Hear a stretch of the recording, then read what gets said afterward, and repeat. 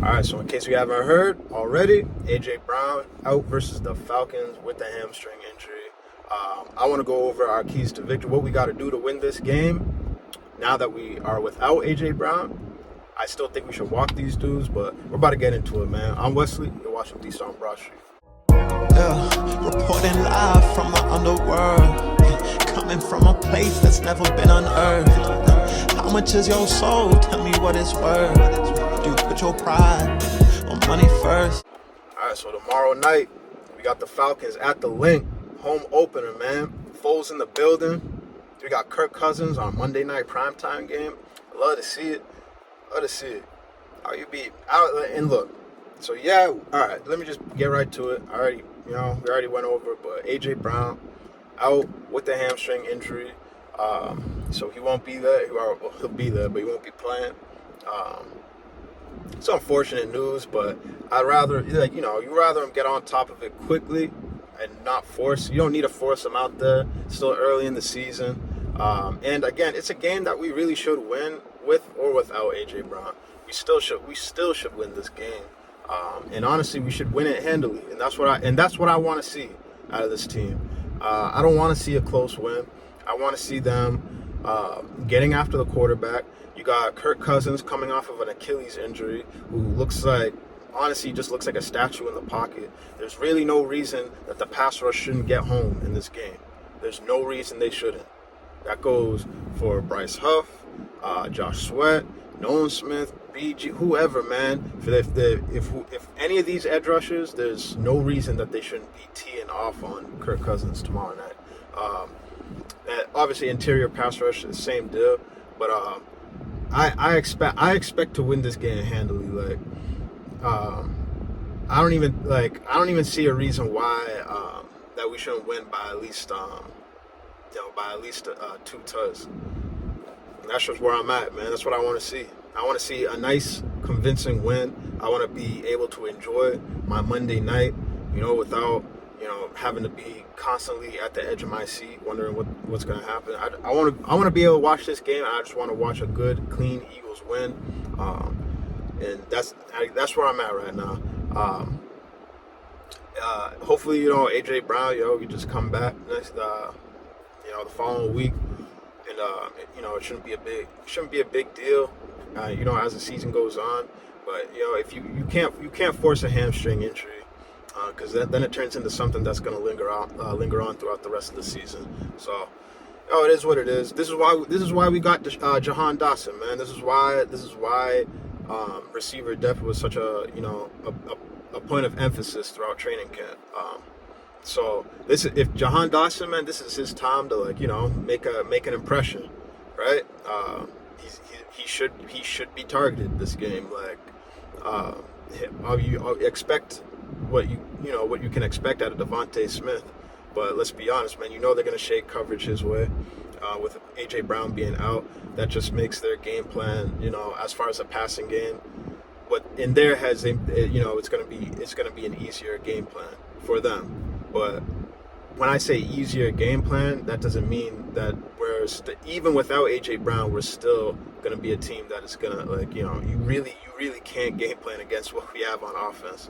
I still expect Saquon to be utilized heavily.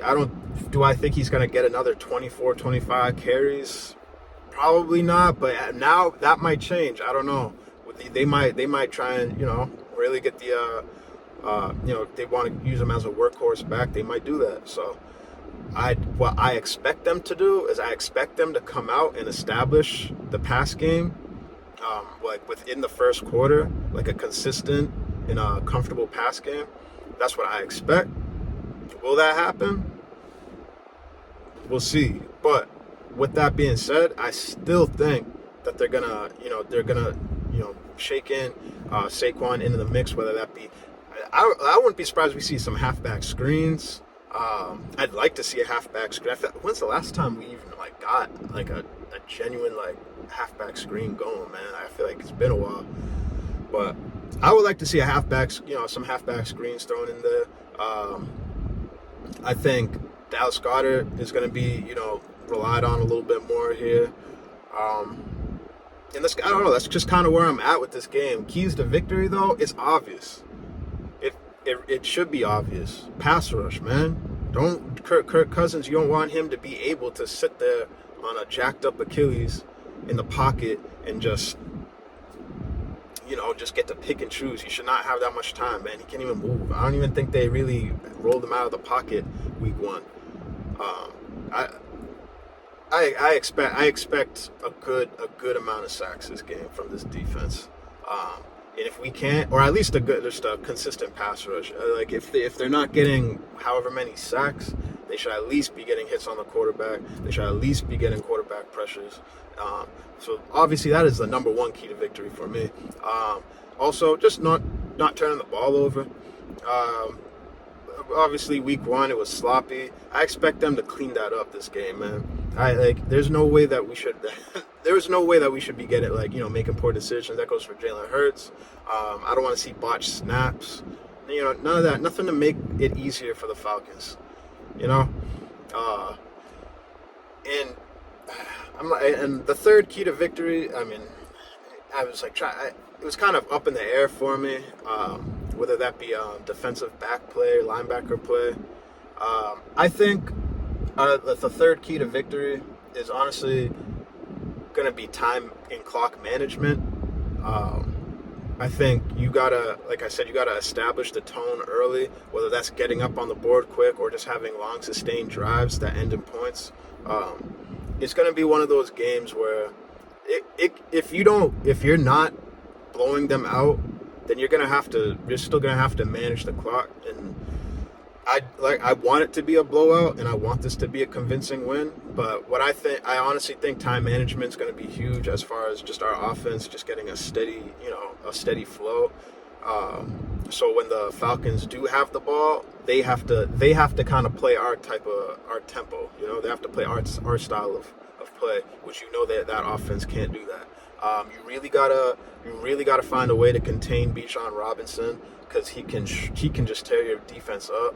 And the last thing we need is to be getting shredded by Bijan Robinson, because that'll just open other things up for that offense, whether it be Kyle Pitts or Drake London. You gotta make Kirk Cousins. You gotta make Kirk Cousins come to the link. It's gonna be the hardest place to play. You got a Monday night, Nick Foles retirement. It's just like all signs point to the rowdiest, the rowdiest fan base there is, in one of the hardest places to play. And you got Kirk Cousins on a Monday night, which historically does not fare well for him. I think that this should be a blowout.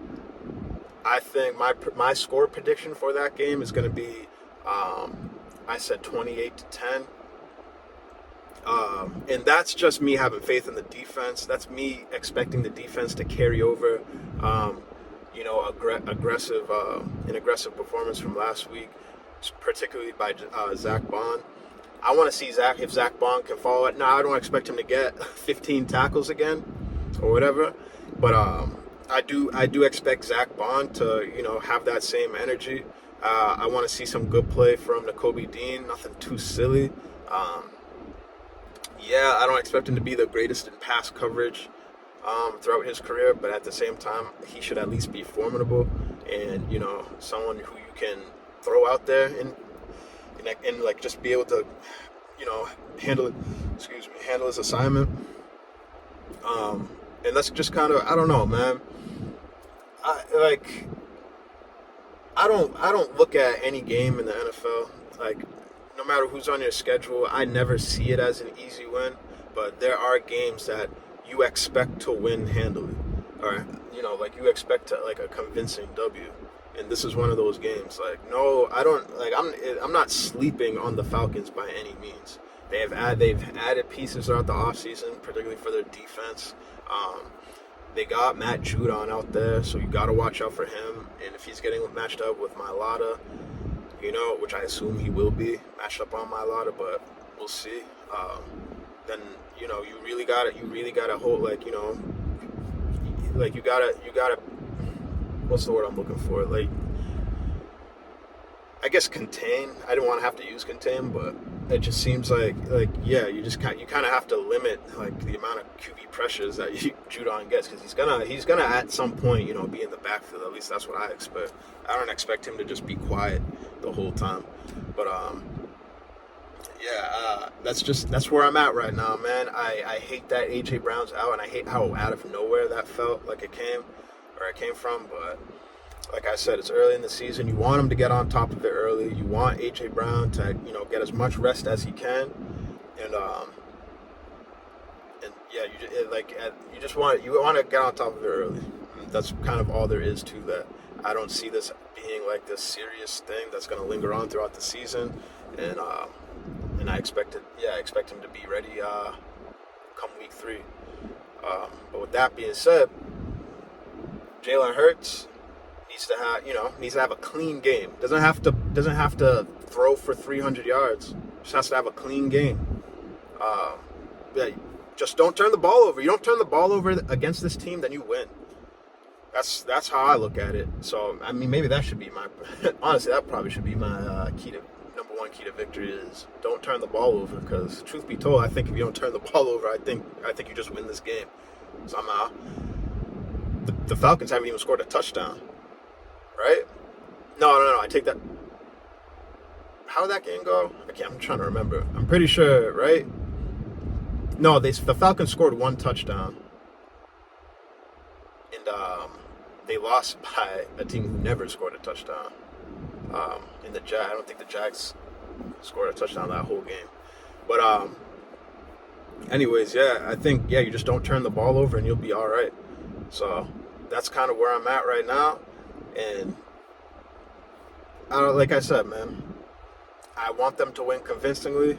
Obviously, I just want them to win however way you have to, or any way you have to win. But this is a team.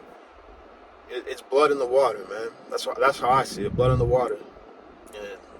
And you put Kirk Cousins on his ass. That's where I'm at.